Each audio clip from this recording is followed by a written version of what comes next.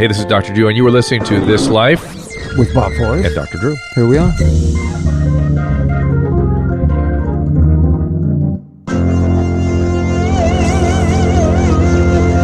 Ladies and gentlemen, boys and girls, here's another episode of This Life with Dr. Drew and Bob Forrest and our guest, Janice Dickinson. Hey, Been waiting for this. I'm so happy to be here. Thank you so much. It is our 99th episode, Bob, believe it or not.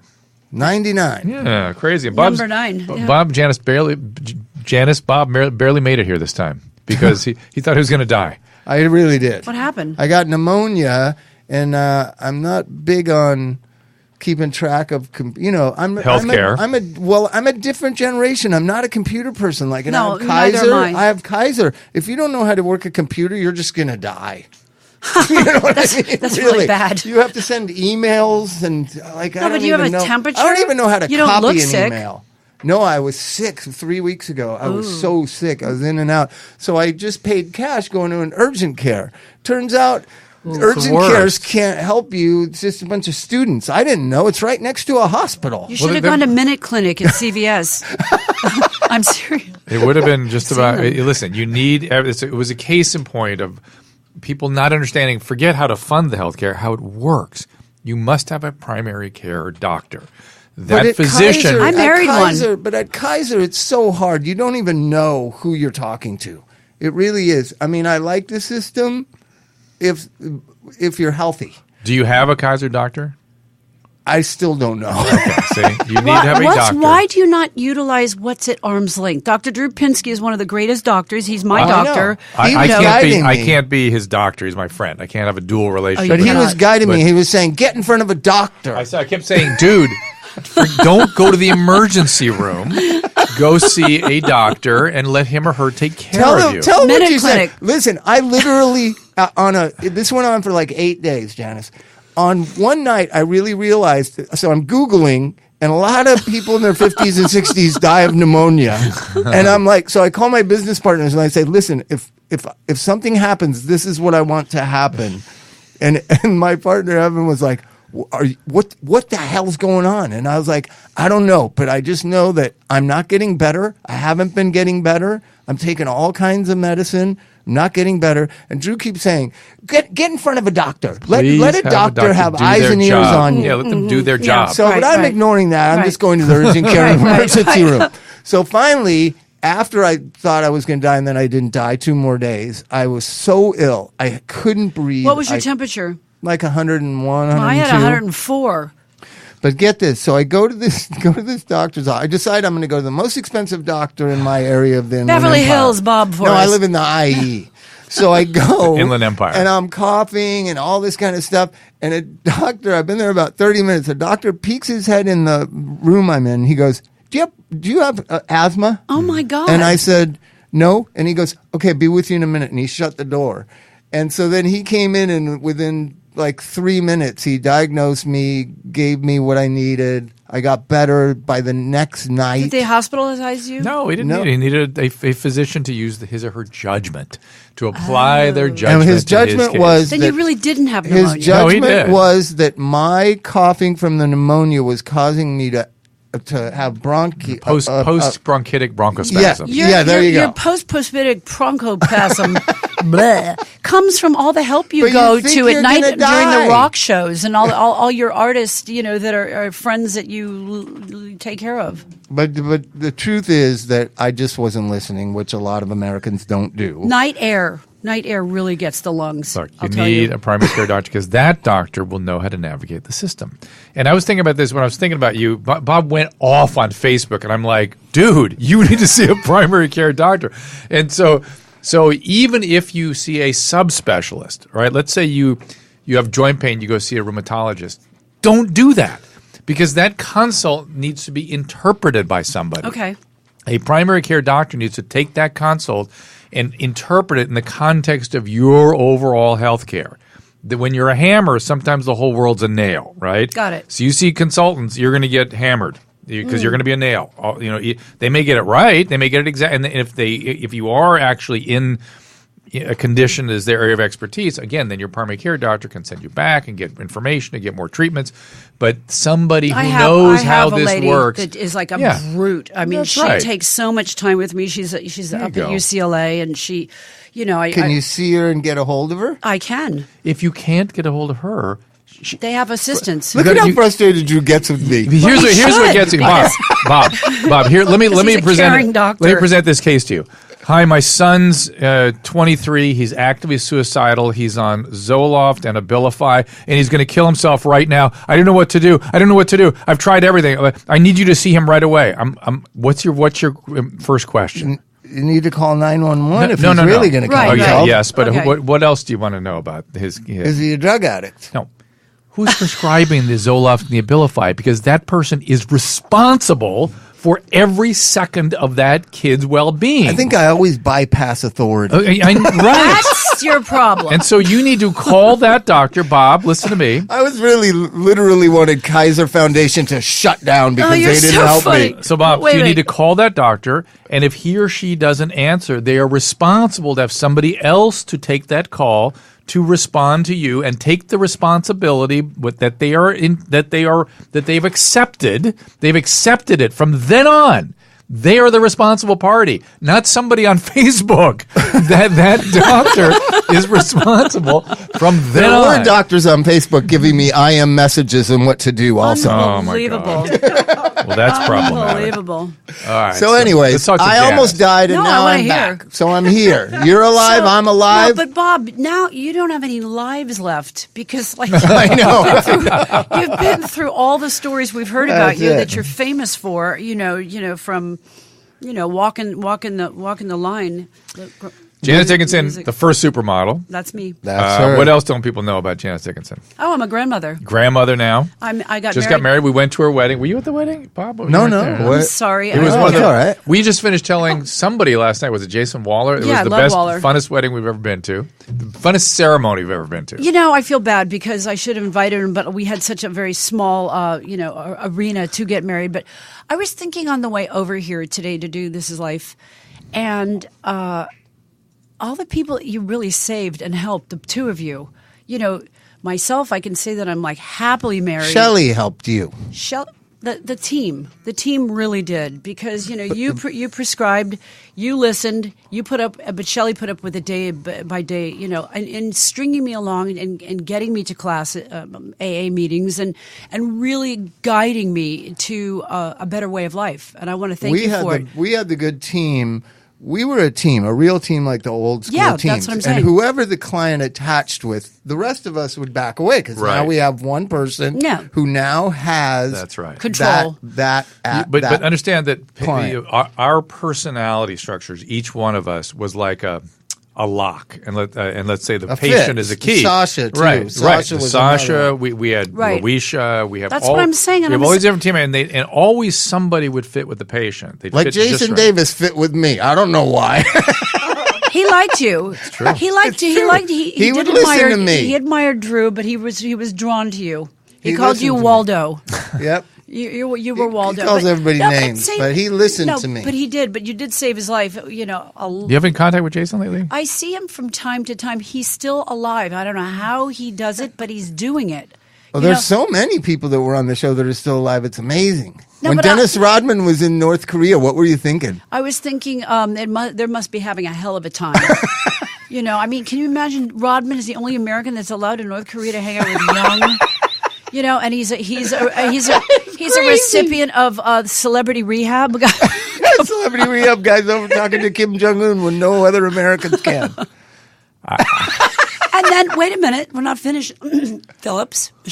Mackenzie's doing great. A counselor. Mackenzie Phillips is doing amazing, and she's saving lives. Great. I'm not saving lives. I'm shaping them with my grandchildren, which I'm really happy with. And your kids, too. My two children are doing. My son's getting married to his fiancée Carly Lewis, Nathan Fields, awesome. And they'll be getting married in Punta Mita in November. Oh my gosh, I'm very excited about that destination wedding. So what? Are you still living over off the 405? No, I'm. Oh, you're so lucky. Right. Because the 405 is such a nightmare. It is all traffic is a nightmare. I just really after I'm sorry I can't talk about Trump, but I'm going to. After Trump got into office, I just really want to move to Europe. I do. I can't do it. They got traffic in Europe too, but no, but I want to be on a sailboat. She lived in a part of LA where you can't get there from here. You just can't. I know. To 405 in Mulholland. You might as well just live in Bakersfield. No one can go visit you. Oh, this is worse. I'm living in Tarzana. Oh, perfect. Tarzan? No, that's not perfect. Why not? Because I'm living in this summer, for example, it's like 125 degrees on my street, and I'm out there trying to water some wilting avocado plant, and it's like, where am I? I used to have a breeze, and now I'm out here. But you know what? I'd live in a treehouse with my husband if he wanted me to, but he can't be listening because next I'll be living in Joshua But that's why she was a trooper. She was going from the 405 in Mulholland to Hollywood and Vine every day. That's true. For your treatment. That's amazing. That's well, amazing. I really Very wanted it. few people will it. do that. Well, you helped me kick pills. That was the big deal. My thing was pills and sleeping pills, and I really do believe that I was let's get at that a little bit. hooked on those and not realizing it was You were hooked. not realizing it. You were hooked. Remember that horrible withdrawal you went through? Yeah, it was terrible. God, I was but gonna now, kill myself. do you understand that drug, those drugs are the hidden. Powerful. They're the hidden epidemic right now. They are so People are powerful. understanding about the opiates, right? But if you're going to take an opiate and die, it's because you're also taking a benzodiazepine. That's the combo that kills people. And the benzos are all generic. They cost 10 cents. Kids eat them like candy. Okay, so dude, how does your narrative about the evil drug companies fit into that narrative? Go on, because I want to know what almost killed me. OxyContin is an evil empire. Why isn't Klonopin and Xanax and Ativan, which was Janice's? Why aren't those terrible? Ativan. I was thinking Well, they Ativan do come up with new ones that they want to make money off. You don't get them. Ambien's the worst. You don't get them, Bob. You don't have to because you got all these other ones for nickels. I know. How does that fit your narrative about the drug companies? It's only one drug company that's evil. It's called Purdue Pharma. That's the OxyContin guys. Yeah. Okay. And they knew what they were going to cause. They caused it. And they seem to be getting away scot-free because now that what OxyContin wrought on our society is now heroin addiction. So then a bunch of heroin addicts die. That's on them. That's their fault. Nothing to do with big pharma. That is the narrative. Or now, how about my profession? It's rolling all this. But even driving in the car, you see like this electronic billboard saying even if you're buzzed, you're going to get a DUI. Buzz driving, yeah. Buzz driving. There was an estimate that 1 in 5 California drivers are either stoned or high. For sure. 1 in 5. I saw higher numbers than that. 1 in 5. For sure. Think about it, of course. Think about being high. For example, last night I was at Doesn't that worry you a bit? I know it's true. I had a contact high last night at the Green Day concert. I'm stone cold sober. I've been sober since the show. Yeah. I walked in and my friend Steven, I left my husband home. He wouldn't have liked it. It was too loud for him. But he did take me to an Eminem concert. Same thing. As soon as these rock stars come on stage. Well, especially Eminem. There's a lot of weed at that show. The whole entire Rose Bowl was a nitrogen bomb of marijuana smoke. How about this? I played a show in Long Beach.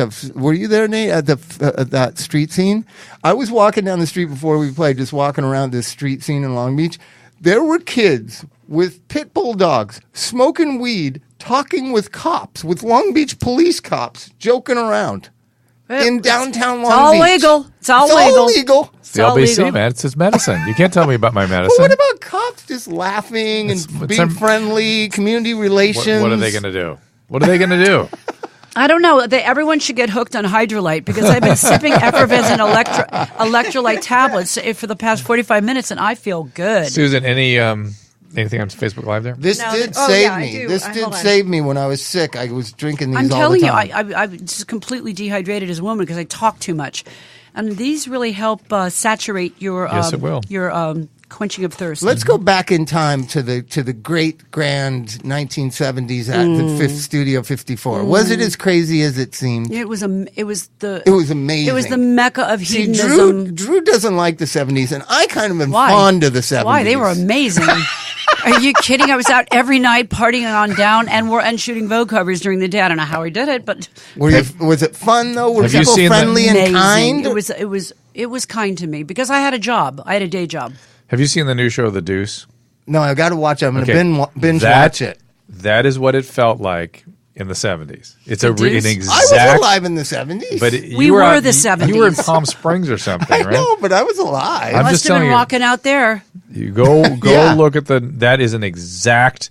New York was ground zero for what 70s was about and felt like. And But this she show's was all there, about and that. so but what she I'm was- she concerned was- about Do were I people- lived in Carnegie Hall, West 56. It's just around the corner from West 54th. Can you imagine? I was like right there. But you were right by Carnegie Deli. Yeah. Right. Yeah. So were people nice though? Because Drew tends to say that people were very self-obsessed and manipulative. I was in the most self-obsessed profession on earth, modeling and photography and fashion. And? we ran the world. Were the Led Zeppelin guys nice? Sorry? Were the Led Zeppelin guys nice? Robert Plant and Jimmy Page? I never had the good fortune to meet them, but I was. I would imagine you met everyone. No, I didn't meet. I might have seen them at parties, but I was weaned on Led Zeppelin. Oh yeah. Oh yeah, I'm the music growing up. Yeah. yeah. They didn't put cigarettes out on your back or anything like No, they're alleged to have done. no. Are you kidding me? That's what I'm saying. Being a germaphobic supermodel, are you insane? People. Did you know Gia? I wrote the movie Gia for HBO and lived lavishly off HBO for 5 months in New York City with Jay McInerney. Really? Yeah. Did I know her? Yeah. Gia existed because back before Gia's time, there was only one ethnic model, exotic-looking model. That was She me. was from Philadelphia, right? She was from Philly. So she came along about 2 years after I kind of opened the market for Drew, do you know the exotic story of her? brunettes. Okay. Well, she was the first junkie model. She was for. She was full-on junkie. Well, wait a minute. She didn't Oh, start she's gonna out as a defend her. junkie. She's no. I What's am. wrong with being a junkie? Just a second. She graduated. It was a slow process, and you guys know it only too well. You know, the cocaine was free, and it was like everywhere. You know, models were given opportunity to have champagne for What breakfast. she's saying, Bob, instead is she was a junkie, but it wasn't her fault. it wasn't her fault. No, she didn't start out as a junkie. She wasn't born a junkie? How'd that work? I think you are born. I was born a junkie. Well, I don't know. She was molested by her dad. She was beaten by her brothers, and Nice. she was and she was discovered by Wilhelmina, my agent. So I knew her from. She had a rebellious attitude, but that kind of worked in the industry at the time because they were very looking forward to. I should teach this. Looking forward to seeing, kind of like a Pat Benatar type, being rock and roll at the same time. She had breasts. Most of the models didn't have breasts back in those days. Yeah. We later stuffed them in, jammed them in there sideways. But it was a wonderful Was she as time. bright, as shiny, as it's was- portrayed? She was just Google, like a phenomenon. before you call her, she was a junkie model. I Google love her. Wait, this Bob, is Bob, with Bob, Bob, Bob, Bob, Bob. adulation I say Here. this. Google her photographs in the beginning before you could see the degradation begin. I mean, after about 2 years of modeling, you start to model, you're a certain weight, then you get into cocaine, you gradually start thinning out. You could see it in the models today. You see, Gigi Hadid and Kendall Jenner don't look the same as they did like 2.5 years ago when they came on the scene, when they were robust, pudgy little girls, which actually registers on camera in a much finer way. And then all of a sudden, they start exercising too much. They're smoking too many cigarettes. They're going out. They're whatever they're putting up their nose or whatever they're drinking to make them laxatives. I don't know. They're all in a. Just they want to be the thinnest possible. But then you were the a big magazines part, make them that way. But you were a big part of the '90s modeling scene, and a no. lot of those 70s, girls, 80s. I know, but you were like I was the queen You were by that doing time. that show, Yeah. right? Yeah. And those What show? Those What show? the Top model. top Oh, yeah, model. yeah. So those girls America's Next Top Model. were drug addicts. Like a lot of them, I knew they were drug addicts. What, the contestants on the show? No, some on the show, Well, but some of the I know who leading you know. models of the '90s were junkie chic. Was what was in. Heroin chic was Heroin a chic. big thing, but not the models of the '90s. Well, you're kind of marring it with certain images. There was Linda Evangelista, Cindy Crawford. There was Heidi Klum. There was Tyra Banks. These girls are well made, still like Yeah, there's working. health. Those are health and wellness ones. Yeah, I'm talking about. Well, that was just like you take a picture of Gia, like somebody snapped a picture of her like crunched over and actually on heroin, and then they blew it up propaganda and they scandalized it by saying now the modeling industry is heroin chic. We were not all junkies. So you've been around it your entire life. Correct. Would you say that there is a high addiction rate in the modeling profession, higher than in other entertainment. I would industry. say addiction rate is the same everywhere. I would say it would be. Everywhere only because. Guess who it's highest Just in? a second. Look at Amy Winehouse. Look at music. Look at Jim I'm not Morrison. Going to defend musicians. You're on the scene of music. No, but there have been doctors cases. are the highest addiction rate. Oh, I bet. Highest among compared to what? Medical professionals. Compared to what? Everybody thinks it's models or You musicians. guys, no. Medical professionals. I'm sorry. I've seen dentists. I've been in 3 rehabs. I've seen. I was in a DUI class with Dr. Dre and Mr. Mitsubishi. It attacks everybody. Dr. Dre. Dr. Dre. He's a doctor. See what I'm talking about? Mitsubishi. Mr. Mitsubishi was grabbing my ass with his Coke bottle glasses. You know, he got arrested for driving 250 miles an hour down Sunset Boulevard in a Maserati. Really? So just to get the public aware, a lot of times people think rock and rollers, models, that's where all the bad drug addicts are. Addiction is addiction. And it's not in the medical profession or the law profession. No, it's everywhere. It's in the model. Americans don't believe that. It's in fashion. Well, look at what they're doing to anorexic models. You know, the girls.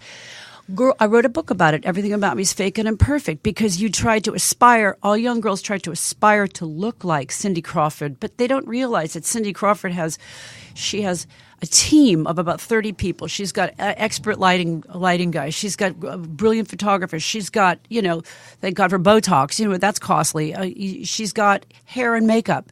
She's got like everything at her fingertips. Cindy Crawford doesn't wake up looking like Cindy Crawford. A cover of American Vogue with a Cindy Crawford or a Kylie Jenner will be different because everything is so photoshopped and retouched and blown out. It doesn't look. You know what I've noticed recently? I don't know. Really young girls get made up in what is supposedly this new beautiful fashion look, and they look way older. They do. Why is that? Because of Kylie Jenner and the pop-up stores that she puts out and destroys the internet with a lip you kit. You want to look 32. She sold over $480 million selling lip kits. What? Kylie Jenner broke the internet.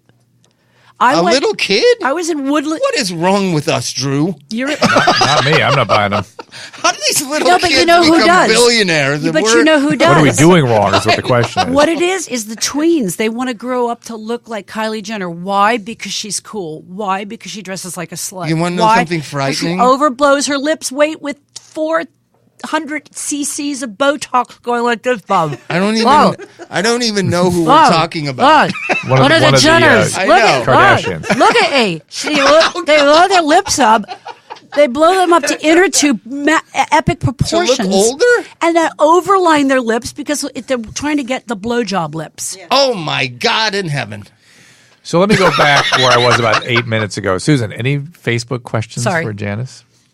Yes, it's somebody who wants to know what their mom should do about managing her will so that her addict daughter, her sister, who's in jail,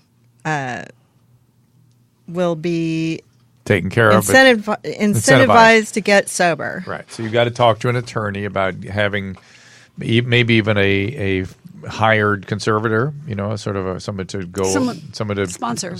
Somebody to manage this when you're gone, or have very specific sort of triggered access to money. But the problem is, how do you monitor that?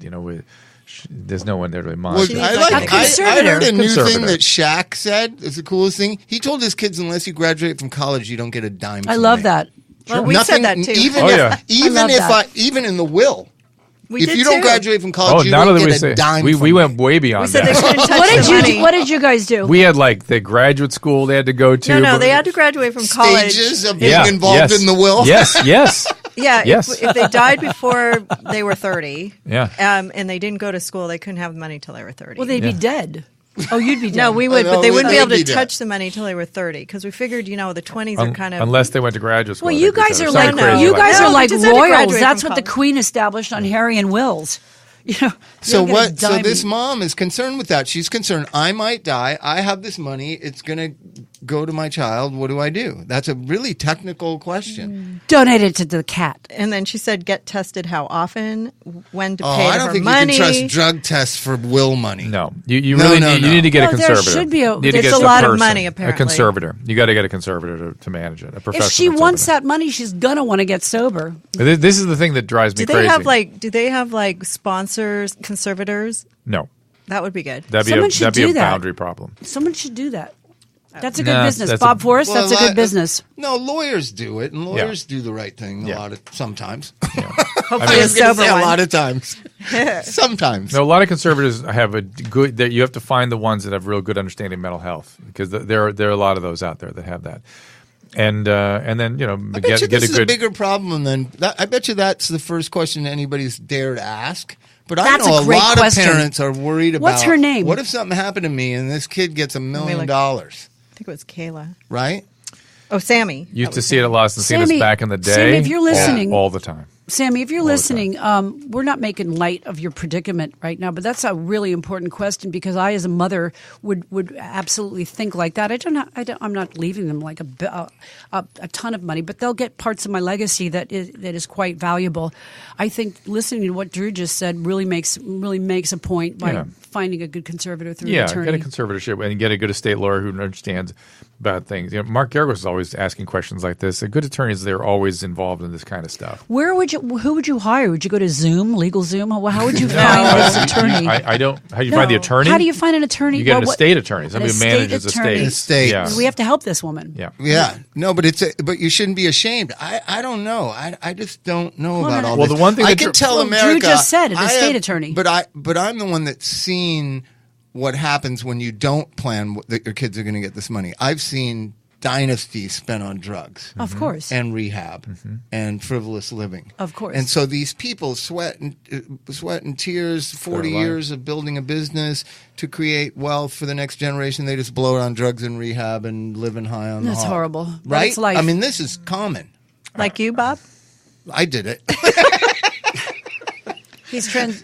Sorry. I tried not to, but I know. I it's get kind it. of hard. But that's the point. That you set up a trust. You can't really trust that the addict is going to go by, have any rules, even when they get So what drives me crazy is when we tell parents, Bob and I often do, that you need to get a conservatorship for this kid, whether you're dead or not. They need a conservator for whatever the situation is. Oh, they'll be too upset. I don't want to upset them. I don't want to ruin our relationship. It's like then they're going to die. No, it's then they're going to die. absolutely part of So it. don't worry about ruining the relationship. Right. Do what you need to do. Right. I just wanted to talk about the other people that were in treatment. So with Jason Waller, we saw last night. He's doing great. Jason's amazing. phenomenal. Doing great.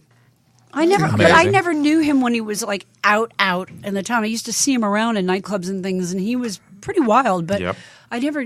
How about Jeremy London? Anybody? I talked to him about a year No. or I so talked ago. to him one time. Yeah, What's he was he doing? trying He to seemed help. great. He seemed great. He was trying to help people. There's He was a doing certain some stage. movies, too. Did you go through it too? There's a certain stage at about 2 years sobriety. You just want to help all your friends get sober. Yeah. Right. Oh, it I never I goes did it for very about well. 6 or 7. I had so many sponsees. I had about 30, and I was like, I'm spending all my days just Trying to taking save care these of them, people. and I'm depleted. Rachel, Yeah. anybody I have don't contact know. with Rachel? You could tell. On Facebook, I do. Good. She's doing good. Yes. I haven't heard from her lately. She's back in New York, I think. She had a kid. Had a baby. I know And that. I heard good. A lot Seemed of good. pictures from the beaches. She does like to flaunt that hot body. And then Leif. Any contact with Leif? Anybody? I was supposed to play a casino with him or something. I saw him at. Like, remember that? What happened?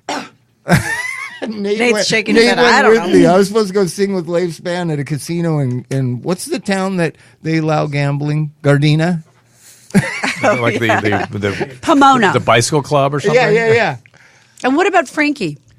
Frankie, I think, is doing. Oh, I know she's around. She's around. I've had some contact with her. Which seems to be good. Frankie, if you're listening, shout out to you. Frankie's Frankie good. Leif. Are you still friends with anybody from Celebrity Rehab? That's Just- one of the just questions on Penskes. Facebook. Well, besides that, Jason Waller. Jason Waller, Jason Davis. I see, but I just do run into like people, and once I have done celebrity rehab, and it's a camaraderie that it's a very warm, oozy feeling because in 28 days you bury your soul in there, and you either get it or you don't, and so well. Thank you, Drew. And I was Wasn't thinking, Eric on your season or no? Eric Eric Roberts. No. Roberts. Was he? Was he in there? He was there. He and I, He was there. I have a tickle in my They didn't get along. It wasn't remember? on your list. It wasn't on your Eric list. Roberts and I really didn't get along because, he was like when the cameras weren't on, he would call me the C word and like try to aggravate me and get me going, for cameras. He just really tried to, it was like really ugly. So I avoided him like the plague, and he avoided me because we were just two personality. You can't expect everyone to love one another. Right. No, Like, Kumbaya rehab. No, And back the two to of us were toxic. And I'm just thinking about Rodman again. Was Heidi in that group too? Heidi No, Fleiss? that was a different one. No, but that was where's- Tom was and Rodman there? there? Was she on your show? Was Rodman in your group? No. No, it was Rodman, Tom Sizemore, Heidi. Yeah, Oh yeah. my God. Yeah, that was Well, a and, hell of a- Mindy. You know where we had I'm the graduation because they were Yeah, all yeah, yeah. so negative. Oh, my In a God. mortuary. Oh, that's funny. That was That's a good really funny. idea. And a mausoleum. I know. Ooh. Yeah. And Shudder. And Mindy was in that group. Oh God. Yeah. Right. Don't know Mindy. Mindy She McCready. killed herself. Oh, yeah, that was terrible scene. Horrible scene. Yeah, but like I can't believe we did this TV show and like there's like one clip of Mindy having an epileptic fit, and she's foaming at the mouth, and I was like, Drew, you really encapsulated like both of you guys serious stuff on television.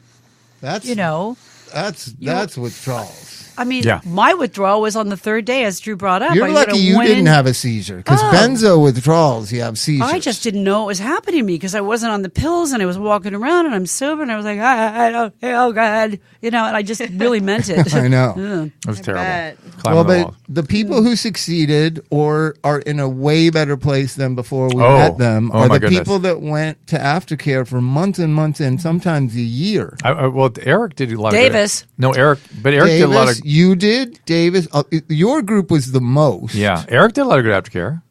Eric I'm Roberts. starting to realize. I never saw him at Bob's I place. know. He was there. Here's what I just realized when you said that because I put it together. So Eric wouldn't go to groups because he didn't want to See Janice. see No. Janice. Yeah. Right. So I Probably. saw him one-on-one, and we scheduled him to be later in the day. But he did a lot of good work with you.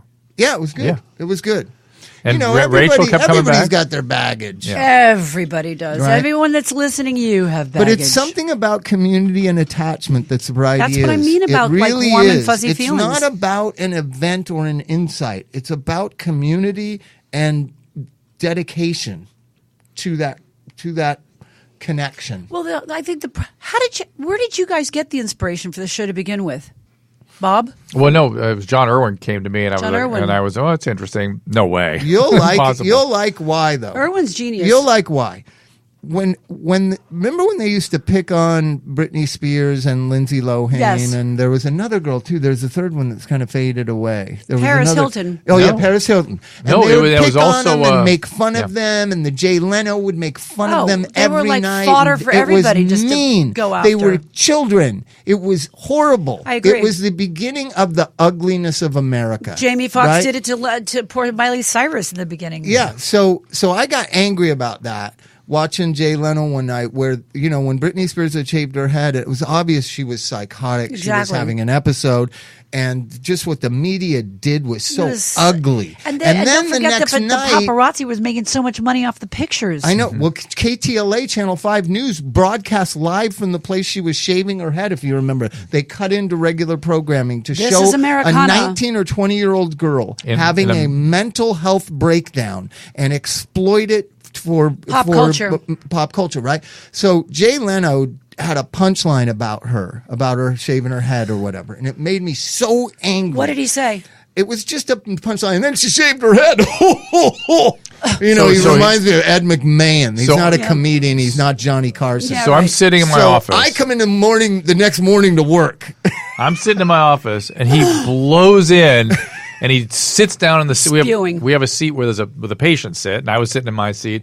And what'd you say? What was your I said, we perception? got to do a TV show what he about said. addiction. That's exactly what he because said. America is so stupid. It doesn't believe anything it doesn't see on television. And he said, Look at our president. Hello.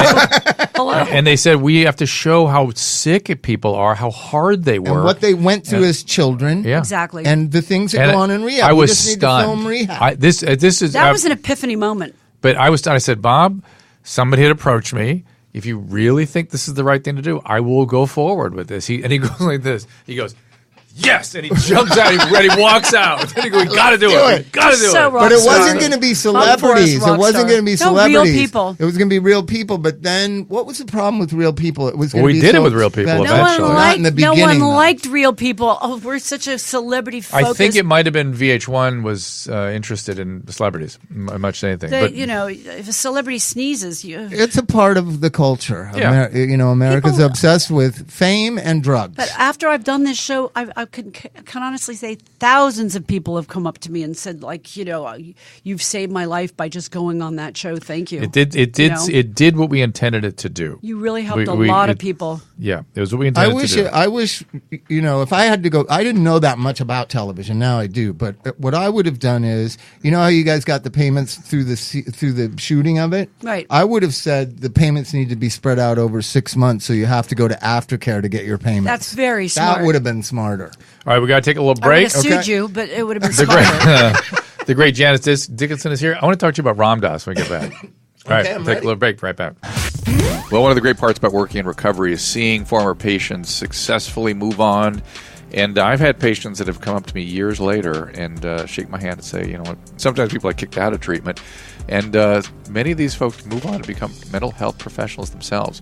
And, of course, the field of psychology is vast. The need for competent practitioners is huge. If you're considering this rewarding career, I urge you to consider the California School of Professional Psychology at Alliant University. Now, I've known them for a long time at Alliant University. I've spoken at their past events. It was founded in 1969. It's boasts an alumni network of nearly 50,000 people worldwide. And Alliant has fostered many of today's mental health pioneers, authors, and advocates.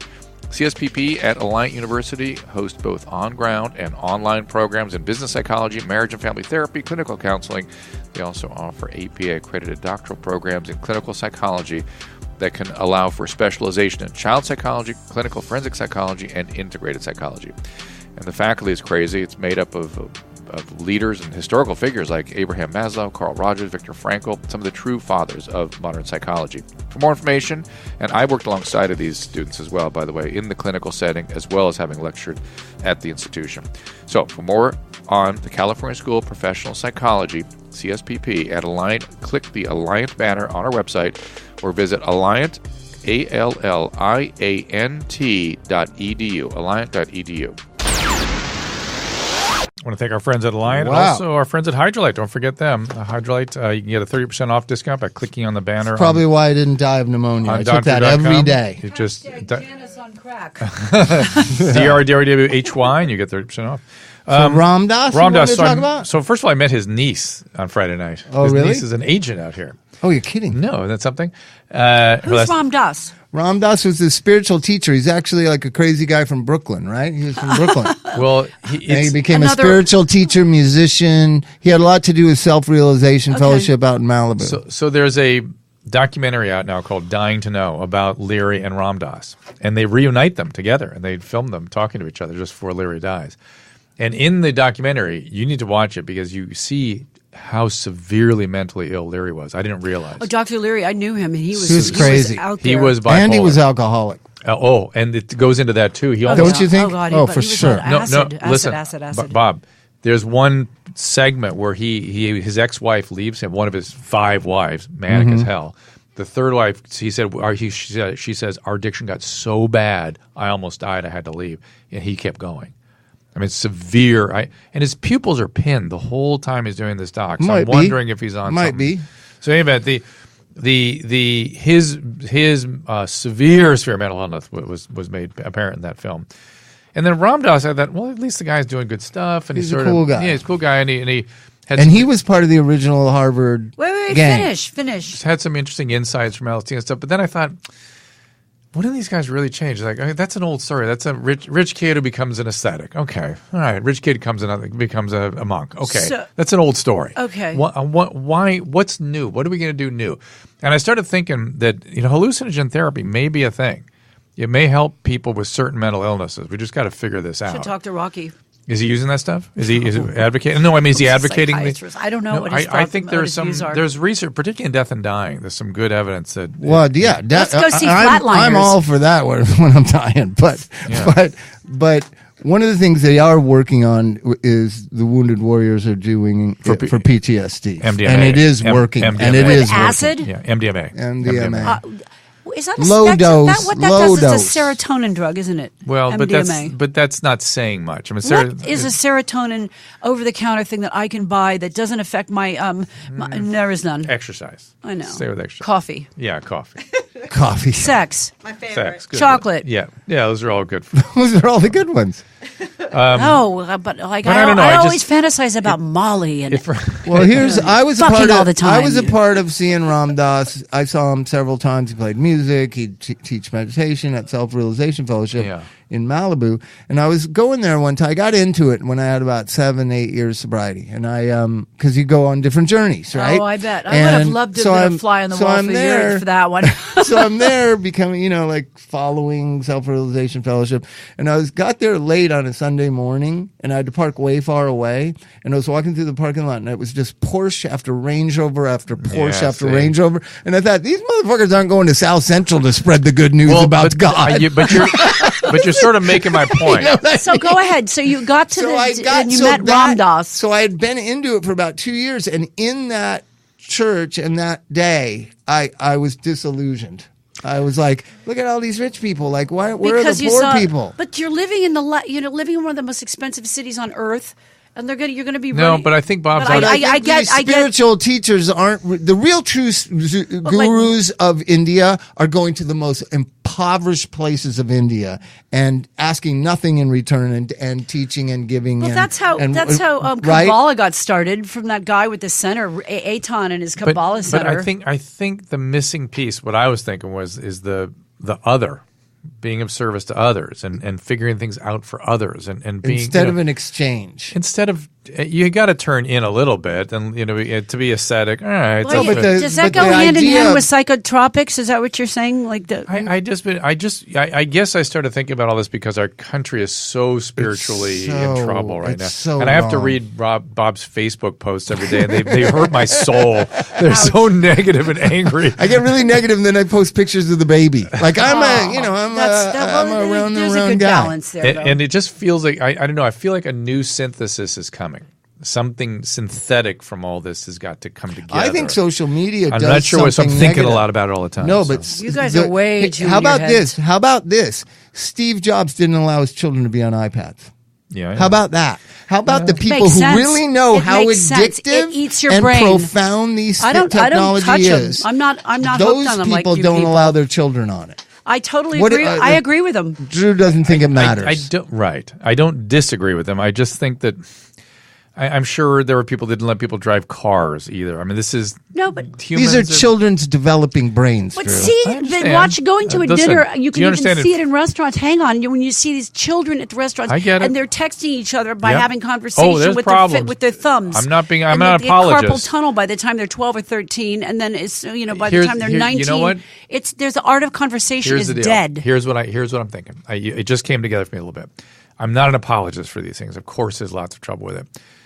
But I think that one of the biggest problems of our time right now is hubris. And declaring something is something I'm extremely I don't want to do that unless I really know. The things I really know, and I'm happy to share that. But everything else is hubristic right now. The advent of technology has destroyed everything. I will just remind you that the French said that about the advent of the novel. That's true. When the novel was invented, That's it true. was going to destroy the children. And I just don't know. I don't know enough. It's hubristic to say that's going to be the think destruction. it's got to be No, destroying I don't. brain I'm cells. not saying it's the destruction. I'm saying it's creating this divisive. No. It really certainly is. stops. It certainly really stops is. sleep patterns. People don't know Yes. how to talk. The blue screen. Yes. Here's the thing. The art of conversation. I just said that. But he's using me as an example, and I Oh. know I've had these opinions really my not. whole life. I'm really not. No, but I'll give you an example. Go ahead. I've had these opinions my whole life. I had to meet with people or play concerts to say them. Yeah. I had to do human things to say them. Why don't you Now go- all I got to do is find a good picture of Trump and say "fuck Trump," and boom, it's out there. Right? That's what the whole country is doing, Drew. And they think somebody's listening. That's my funny thing. Is Louis C.K. has a good bit about being at his children's horror, this is the 8 years old ballerina performance, and all the parents are videotaping it, and he's thinking, what the fuck are they videotaping for? Nobody's going to watch it. Are you really going to sit and watch your child's 8-year-old ballerina recital? Well, it was funny. And he said no, because he talked to a dad, and he said, no, they posted on their Facebook. He goes, nobody watches those fucking videos. No. Funny, though. They're funny. Yeah, but Only mothers and grandmothers. Listen, the college football television broadcast yesterday, one of the announcers made them play back a touchdown because he goes, look at this. Look at what I just saw. Nobody noticed it. He goes, watch the guy get into the end zone, and you see these guys in their 30s, they're cops and security guards, with their hands over their head making the touchdown and screaming in joy. And he goes, look over here to the right. And over the right is a 19-year-old with her phone taking a picture of the touchdown There you go. with a blank face. There you go. And he goes, there it is. I mean, it's become, the apparatus has become an extension. Well, I think we're getting away I from think it's the dangerous. human connection. Yes, for sure.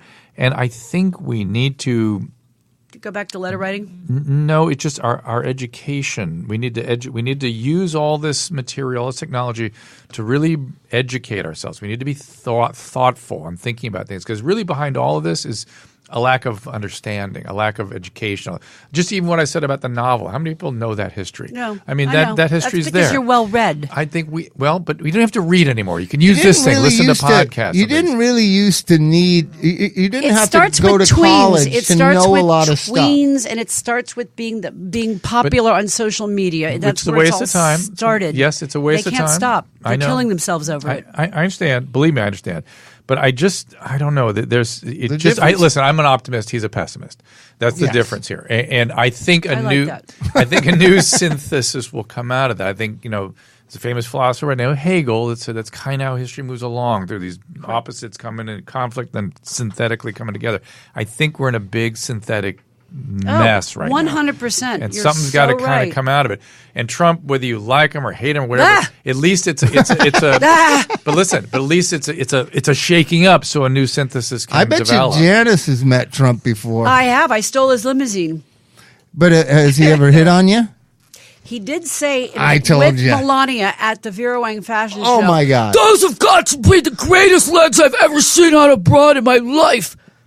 I was shell shocked. I felt raped. That's who's president of the United States. I mean, Drew. the guy, but look again, how he's, like I said to Susan I'm- walking in, Susan Pinsky walking in today. I said, you're in great shape, but the way I said it to Susan, wasn't as just as obtrusive and vulgar as Trump going up to the president of France's wife and raising her hand when he initially meets the first woman of France going, you're in great shape.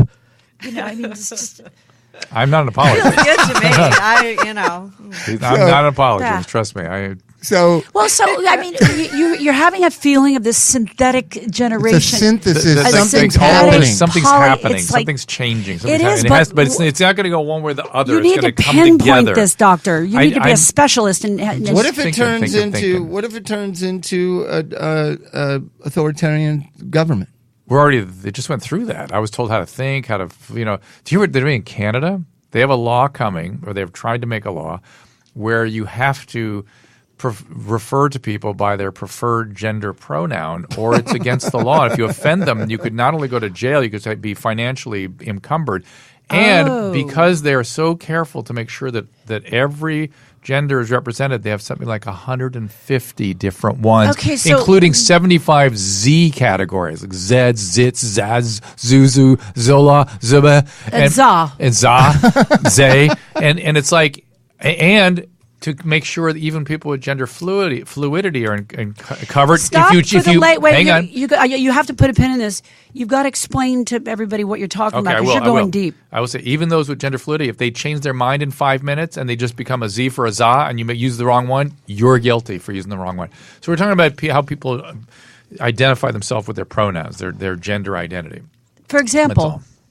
For example. For example, it's not just a You can binary be bi, world. you can be bi, No, and you then can be you're they, straight. it, zed, za, zoo, z. This is what they're calling them in that's Canada? sexual identity, gender identity. But- your gender. And you can have all these different pronouns to refer to your gender that are permutations on something. Are you trying to tell us all something that we didn't know about you? You didn't know about this? About you. Yes, I'm a Zed. From now on, if you don't call me Zed, I'm going to sue you. Okay. Well, that's how bad it's gotten. I'm going to call my Canadian lawyers. That's pretty bad. Well, you just raped me by saying that. But anyway, the point is that is a kind of government that I don't want anything to do with. That's why I'm moving to France. And you don't believe that social media and the narcissism of our culture has created that kind of thinking, rather than you need to learn how to be resilient, and if people don't like you, that's fine. Fuck them. It's you know what I mean? I can't point at one thing and go, that caused that. It's too weird. I can tell you by being the recipient of millions of haters and millions of lovers. It's like whatever is going on at the time. It's bad. I mean, you can actually, if you're not stable and solid, you can actually become so. Go into such a, what do you call it, Drew? When someone is so bullied, and like subscribe. Traumatized. You're traumatized. I think Trump is traumatized right now. Could be. I think that's why he went Trump to the Democrat. has frontal lobe dementia. No. Yes, so. look at the No, cadence he's of his way speech. smarter. He's way smarter than you. He's people got give him frontal credit lobe for. dementia. Way You think he's smarter. smart? I think he's crazy. Frontotemporal dementia is a little bit different. But let's take a call here. Let's take a call. There you go. I don't see the name because I don't have the screen up here. Who's our caller? Give me a name. You can't see it? I can't see it. Alyssa, what's going on, Alyssa? you there? Yes. Hi. Alyssa. I was wondering how you feel about long-term methadone maintenance treatment. Well, we're not super. Bob and I are both. You've heard him talk. If you listen to this podcast, you've heard him go off When I on heard that Suboxone. youthful, exuberant voice, I would not want a young person to be on it, Right. giving up hope. That's right. But I also don't want a young person to die of Oxycontin or fentanyl or whatever. That's exactly the conundrum. And so methadone, there's better alternatives to methadone. One thing Bob and I do believe is that Suboxone is a better alternative to methadone, because methadone, once you're on it, you really can never get off. And if you're on enough of it not to do drugs, you usually have to take so much that you really can't function and you very meet well. some of the nicest people in town. But if you're in stage with no hope and no resources and no family and maybe polydiagnosed, sure, if that Wait, works for you. can we ask, are you asking for yourself or a friend? No, myself. I have 23 months in a methadone maintenance program, and I was an addict for 10 plus years. So after trying many, many different things, including Suboxone, methadone is the only thing I found that works. Okay. How much do you take? I'm on 130 milligrams.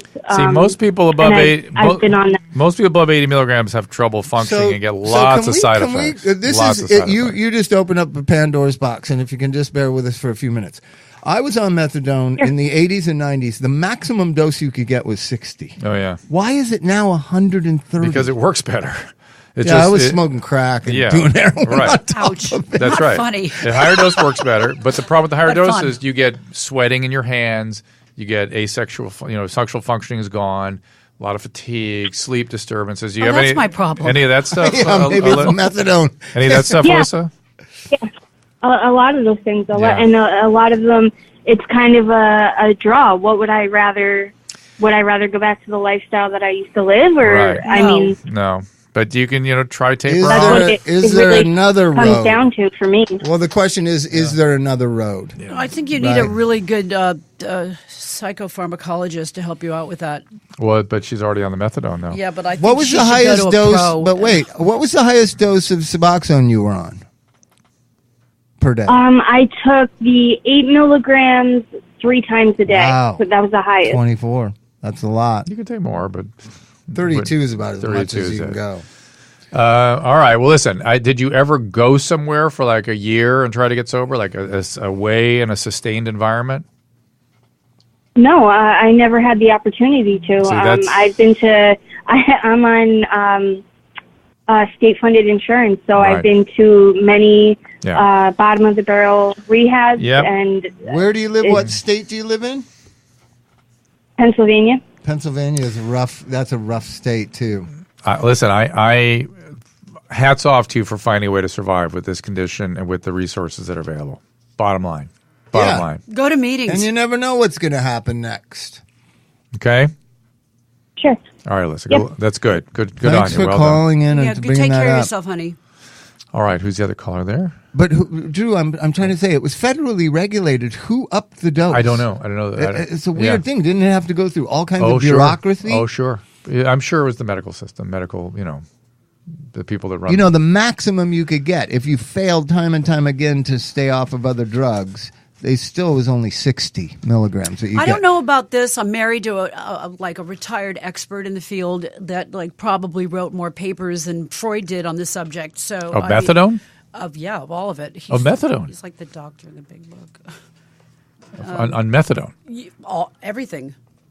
Because methadone is its own thing. It's its own interesting thing. You can get him off the record. Okay. All right. And ask him about these things. Okay. Well, the only thing is that Suboxone is just a new version of methadone that you can get from a pharmacy rather than go to a methadone clinic. Methadone is federally regulated. It has its own sort of advocacy. Can culture. I tell you a funny story? It also has this is just kind of fantasy that it's still methadone. No! Do you remember Mike Starr's? Yes. Remember his detox? I remember. That was methadone. That was 20 milligrams. Oh my God! And that was methadone. Having smoked crack all the time, flushing the methadone out of his system. But let me tell you something funny about methadone. Methadone to get out of 6 months. Jesus. It takes a long time. I didn't believe you, Drew, when I asked you about sleeping pills. Yeah.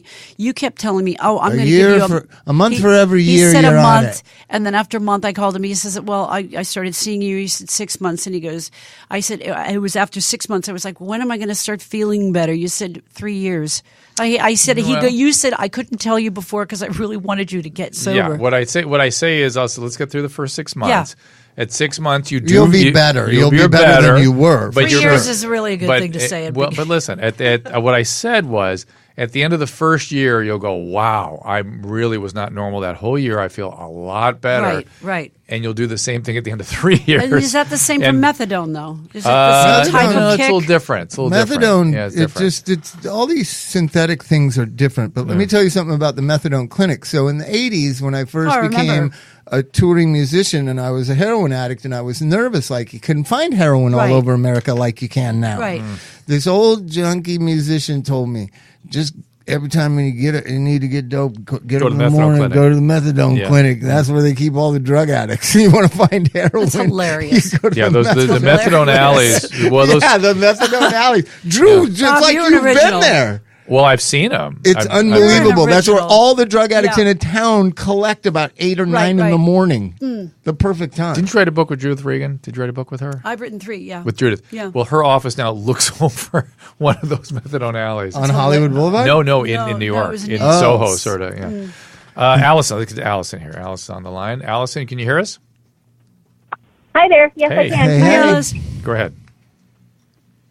Well, I'm just wondering if I'm practicing too much tough love with my husband. He was arrested about a month ago for driving without a license and failure to appear, and he was sentenced to 6 months. But he's been using oxyfentanyl and Xanax and I don't know what else. Goodies locked up. Yeah, survive. What's the it's question? Insane. He hasn't worked for 2 years. It's been awful. So I've detached. I told him I don't want any more words. I don't want any more promises. He has to do this on his own, and he has to get better. And I'll talk to him once in a while. I've only talked to him once in the last 5 months. 5 weeks. So I'm just wondering, is that too much tough love? Am I putting too much on him? The only thing about I think tough love is sort of unfortunately sort of a misnomer of sorts. It should be firm boundaries, and you can only do that with the right attitude if you're going to a program called Al-Anon or you have a therapist. You have to have someone standing with you, so you do it with love and compassion, not out of anger and frustration. And usually people, reject people as opposed to going, look, I love you, I'm fully supportive, but I'm with my sponsor now, and she has suggested that we not see each other at the moment. If you make the next 3 months, I'm sure I'll be completely whatever it is. Whatever. Do you have children with him? No, this is both of our second marriages, so we have children separate. Did he get Did he make? Yeah, Allison, did he get the medication from a doctor, or did he get it from the street? No. Oh, there you go. He across the border in Mexico. Because that's the other thing that people don't notify the doctors and go, hey, you're prescribing drug. Right. If he dies, I will hold you accountable. Exactly. Just make that call. Look, I was going to say. Yeah, and then that's that. But now the horse is out of the barn. Now, Yeah, so the very question few is- people are on. He's got those the taste kinds of for. pills. He's got the taste of Satan inside him. Yeah. So I Hey, think, now. and what we usually tell people is, when they're in their disease, you can't be around them. In their recovery, you'll support him when he's fully recovered, when he's in in a place and structured and living and doing his thing. It's like, okay, you'll be back. You got to start taking care of yourself first. You got to take care of yourself. That's right. And, Yeah. and are you I know, are you going to Al-Anon or something? Yeah, I have a therapist and I go to Al-Anon. Okay, Oh, great! So you know what you're doing, And you don't so sound where is angry. The guilt? The Where key is is- where You is sound some of your concerned. concern whether you're doing the right or wrong thing? Is somebody criticizing you for being tough love? Where is that coming from? Somebody. You know what's funny? I think I'm doing it to myself because Okay. even his parents are they live in Vegas and they've only been down here once to see him and they refuse to bail him out. He's burnt all these bridges. I think my big concern is fear if he does get out or when he does get out. He has two paths, right? He has the let's get fixed. This is my rock bottom and I'm going to go that way, or he's going to go back to Mexico and just do his thing there. So I think my biggest fear is that, but I think it's more induced or whatever that I'm concerned that. No, I think your fear is justified that he's going to die, and he could easily, very easily. Fentanyl, he could easily. Yeah, and so keep encouraging the treatment that's available. Get him to somebody. Find places, help him find treatment if you want. But don't have anything to do with the disease. I'm sorry. It's not going to be helpful. You have to take care of yourself first. And that's why what Drew said, Al-Anon is really important. It puts you in contact with other people that are walking the same path as you. It's very scary. It's really I hard. was talking with a real another junkie friend of mine who's known as this survivor story like me, and we both said we'd be dead in this environment. We definitely would have died with all the availability of fentanyl and these high doses. You can just overdose on that stuff. Yeah, the death rate is the insane. real junkies too. I think I texted you that. They're all Lisa, dead. my friend, died. She's been doing drugs for 30 years. Like, that's crazy. And then suddenly it's died. crazy, right? Yeah, it's heartbreaking what's going it's on like out he there. pushes the envelope and he can do, he keeps taking this and this and this and he adds this and this and he's not dead. Or he doesn't get pulled over for driving. Or he doesn't, it's like God's watching. Does he have a and it's just license? like he's Did he have? escaping. Did he have a It was driver's license? suspended. Oh, he's suspended. Oh. And he was driving anyways. Where'd he get the keys? Oh, yeah. Off the right bar question. I like counter. a cop. Where does he get the keys? You should have thrown him out or locked Oh, him no, up. it's not her fault. No, but that's the right question. It's a It's like- family What if the car's disease. At this stolen, point, it's a too? family Stolen. disease. Oh, the stolen car. That's He stole the car. I love this guy. That's my idol. Do I Resourceful. know? Do I know him? Oh, junkies are very resourceful. Well, my dear, listen. Wait. Facebook wants to know about Vivitrol. Okay, hold on. So I'm gonna let Allison go. Allison, it's hard work. Make sure you have lots Really, of take support. care of yourself. You're doing the right thing. There are kids there too. I know, and they love him. I understand. It's not a easy thing to do, but anything you do actively, his disease is going to take advantage of. So just stay in the corner with the people that are there to support you. Okay. Bob and weave, like Muhammad Ali. Exactly. So Vivitrol is First, what's the difference between Suboxone and Vivitrol? Oh, very different. Suboxone is an opiate with an opioid blocking agent. It's a replacement therapy. It's buprenorphine. Vivitrol is just the blocking agent itself, and it's very good for alcoholism. I've even seen it work for cocaine, and it's a shot that lasts about a month. It's expensive as hell. That's the biggest problem. Remember we had dinner with that woman that was the nurse, that was the Vivitrol nurse, and she was talking about all the good – she was going to prisons, and it seems good results there. Right. And what does it do? It blocks the opioid desire? receptor. The desire? A little bit. Mostly Here's blocks the here's effect. what I've observed. I've seen thousands of people take it. In the people it works in, it works amazing. Yeah, it doesn't work with everybody. But most it doesn't. They're ambiguous about whether it's working or not. Yes, most. And That's it's true. almost like psychotropic drugs. It's almost like antidepressants. Wow, I see. But generally, I don't know why there's not more enthusiasm for opioid blockers like naltrexone on a regular basis. Why do we have to use a partial agonist or a partial because it antagonist? makes for good patients. Well, literally the literature says because the patient finds the drug more reinforcing. That's what the literature says. Unbelievable. So I think the side effects on all these meds and just If you had a choice- unbelievable. You can't swallow. Your tongue blows up. You become suicidal. All these side effects. All medicines have side effects. That's right. All medicines are dangerous. They They read are it at so the end. dangerous. Could cause vomiting, sterilization, I know. and, Dizziness, vomiting, headaches. death, and sudden cardiac death. Let's I go mean, back to Janice and her One, life. we've got way a down- Viagra commercial. Wait, you should really see the quick, side effects from Viagra. Before we do that, can we? Alyssa was on the line, phone, yeah. and she said she only had one issue with her call about methadone. Was that Dr. yeah. Drew had asked about if I'd gone away for a year, and when I said I didn't have the money, he didn't give me an alternative. That's Well, the point. that's the real problem. Point. That's and the I'm point. sorry. I'm sorry that. No, I'm not sorry. I am not sorry. I do not apologize. I'm sorry you didn't hear what I said. What I said was that that breaks my heart, and I understand, therefore, what you had to do, and good on you for surviving in a system that is not readily available to you. You advocated on your own behalf. You found something that works, and I think hats off to you for doing so. If I could design a better treatment for you, we'd send you somewhere for a couple of years and keep you. And you're right. There's very little out there like that. There's just very little for somebody who doesn't have a lot of resources, and that's very sad. The alternatives become saving lives rather than returning somebody to full flourishing.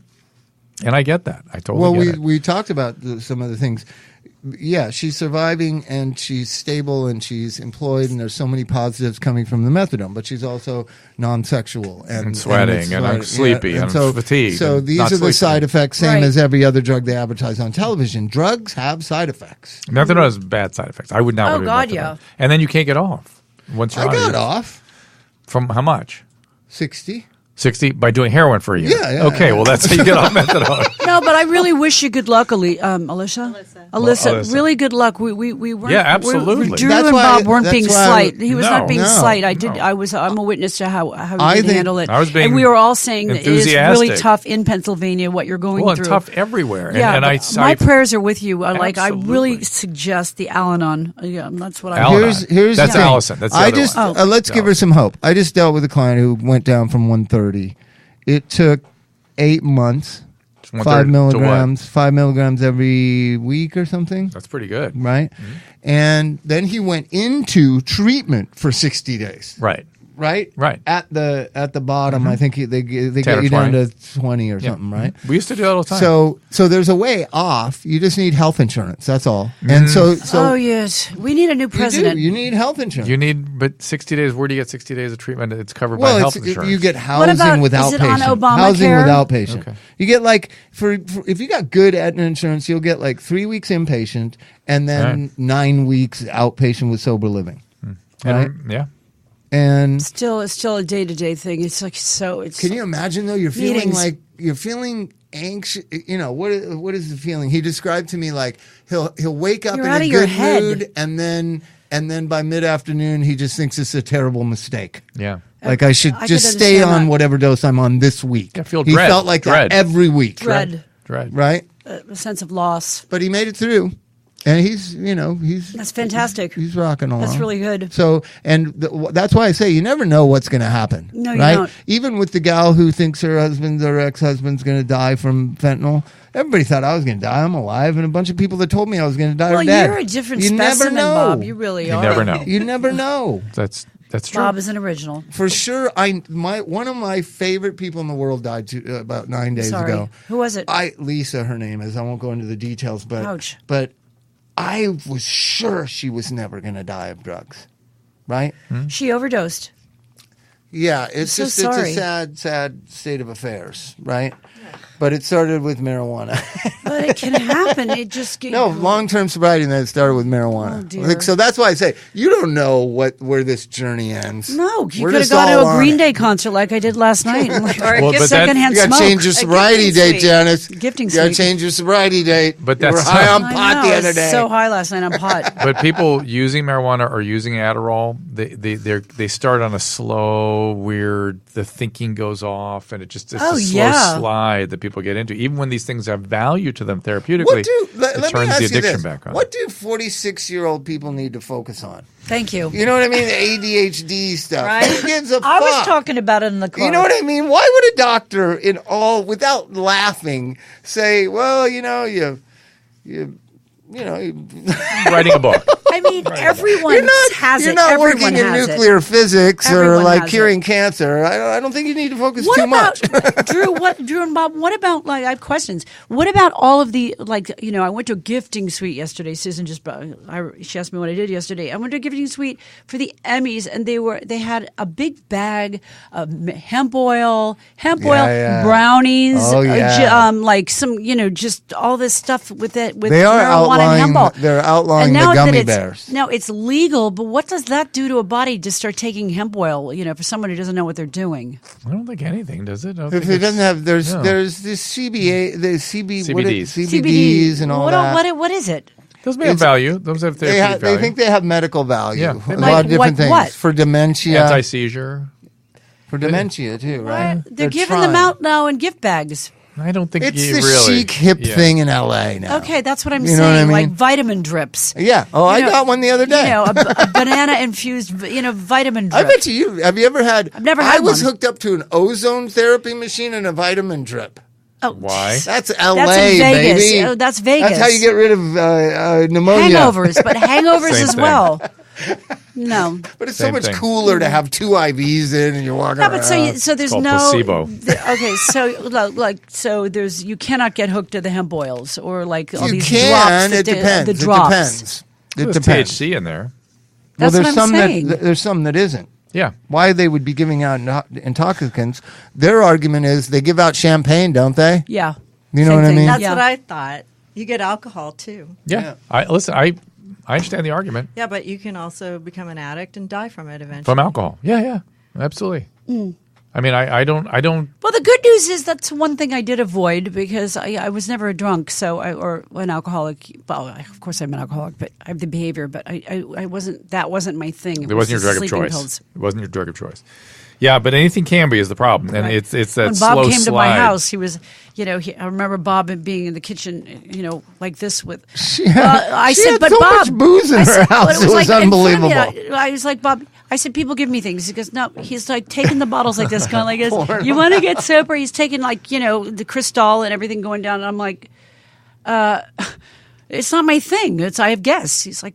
No, you got to do it. When you walked, This is you Bob never Forrest. were up there? You got to do it You 100%. walked- Watch this. He's you double walked- fisting like tequila and You, Bob, champagne, and You I had walk a bar. into her house. There's I- to the right is the living room But with I had a a bar. huge bar. Okay, but in a bar, I entertain and anyway, that I'm Well, still here. You're still sober. Yeah, Thank but I God we didn't poured reach- that booze But down. at the gifting suite yesterday, I didn't reach for the tequila. I did take the. I do have friends that would. I think that The cannabis- like the cannabis oil. But Well, with the cannabis story will sort itself out. It's been way too far one way for too long. Right. It's going to go too far the other way Right. for a while, Mm-hmm. and if people will figure Balance. balance. it out. People will figure it out. I don't need anything but an IV drip of vitamins And some hydrolyte. and hydrolyte. Yeah, dude. Hydrolyte's got me going for the I last was hour. doing both. What is that? 1 cup of hydrolyte per hour, I would say, will keep your serotonin level. I think this is the new answer to what I was looking for. right.